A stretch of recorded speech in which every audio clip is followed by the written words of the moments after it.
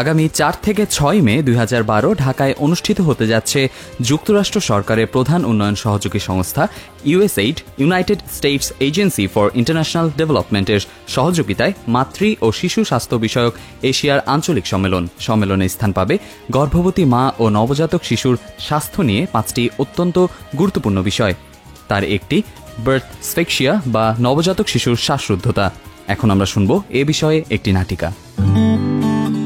করিম সাহেব, ভালো আছেন তো? কোত্থেকে আসলেন? হ্যাঁ আপা, ভালো আছি, বাজার থেকে ফিরলাম।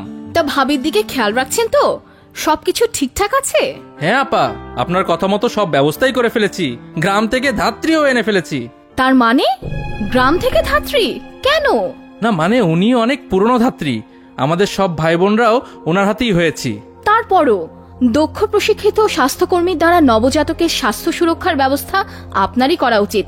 তা না হলে তো বাচ্চা সমূহ বিপদের সম্ভাবনা রয়েছে। বুঝলাম না আপা।